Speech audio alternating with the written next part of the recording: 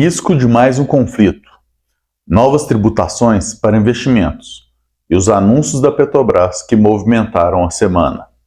Meu nome é Fernando Franklin e essas e muitas outras informações você fica sabendo no nosso resumo semanal de notícias. Então vamos lá, começando pelas notícias internacionais. Vamos começar falando da Venezuela, que anunciou um plebiscito para dezembro com o objetivo de anexar 70% do território da Guiana, que obviamente já se pronunciou contra. Além desse ponto, que é um risco muito grande de termos um conflito aqui na América do Sul, e a gente deve acompanhar, porque um conflito ali ainda é relativo também a possíveis fontes de petróleo, temos também que acompanhar a situação das eleições na Venezuela, que, apesar das prévias que tiveram na semana passada, nessa semana o Maduro questionou e está alegando que teve fraude nas prévias das primárias por lá. Então, vamos observar.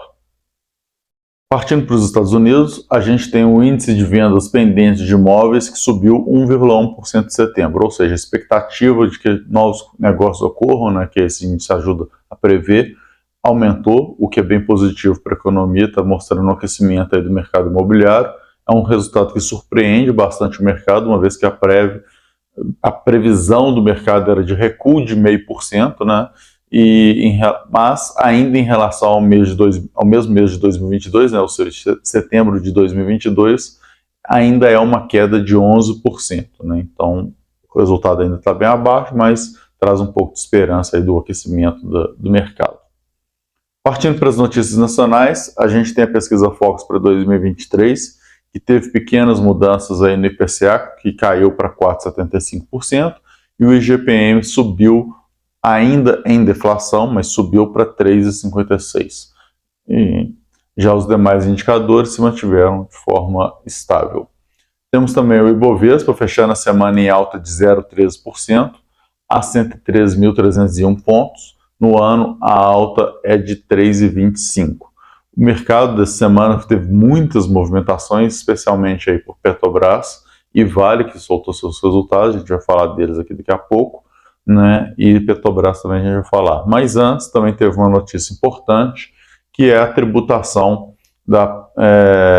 dos investimentos, né? Então foi aprovado na Câmara, ainda falta aí para o Senado, a taxação de fundos exclusivos e offshores. Além disso, também tem uma mudança importante, que é muito mais direta, talvez, que pode englobar até mais gente, que você tem que ficar de olho, que são o mínimo de 100 cotistas para fundos imobiliários e FIAGRO. Então, caso você tenha algum fundo desse tipo aí, que pode estar aí sendo negociado em bolsa, são poucos, né?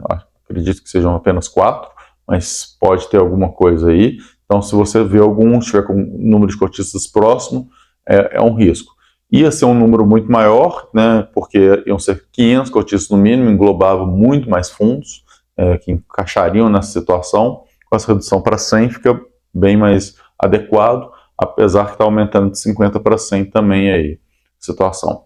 O ponto que a gente tem que ficar de olho nisso é que tanto a tributação nos fundos exclusivos e offshores, quanto essa mudança aí dos FIIs e FIAGROS, que se eles não tiverem 100 cotistas, eles vão ter uma tributação também, isso aí impacta o mercado de investimentos e, consequentemente, pode ter mudanças aí de alocação desse tipo dos investimentos desses fundos exclusivos e até dos offshores, que podem movimentar aí como que eles vão fazer, mas é uma forma do governo que está tentando aí ter um aumento de arrecadação.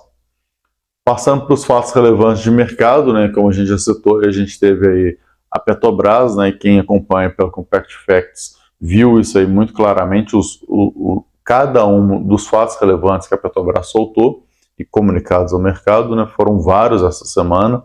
Então ela começou falando de uma mudança de estatuto, isso aí fez com que as ações despencassem no mercado na segunda-feira. No final do dia ela falou que não era bem isso, que a mudança não interfere muita coisa, que é só para adequação à legislação, mas no final a gente ainda está esperando, o mercado ainda espera né? O estatuto era esse e vai ficar esse aqui. Essa é a previsão, ainda não vi isso aí em algum lugar em específico, então o mercado não reagiu de forma oposta e está com muito medo de interferências políticas aí, então é importante a gente acompanhar isso.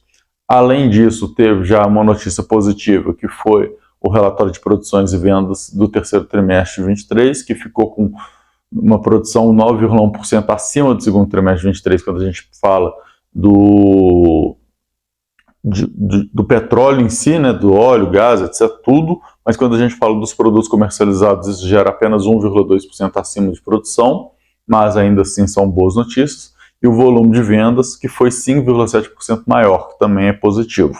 Porém, no mesmo dia, ela solta que perdeu uma disputa no CARF, né, que custa 762 milhões, e aí está com grande risco de ter que pagar, ainda vai ter ainda pode caber alguma medida que ela vai verificar se faz sentido ou não, mas o mercado aí com certeza vai precificar a perda de 762 milhões aí. E passando para a Vale, que soltou aí o seu balanço, mostrou que os custos no terceiro trimestre de 23 ficaram 7% menor que o do segundo trimestre de 23, que é bem interessante também. O lucro líquido aumentou 218% em relação ao segundo trimestre de 23, mas caiu 36% em relação ao terceiro trimestre de 22, que estava muito beneficiado pela questão da variação cambial, né, o terceiro trimestre de 22. Então, um ponto aí que deu uma adequação aí, vamos ver como é que vai ficar.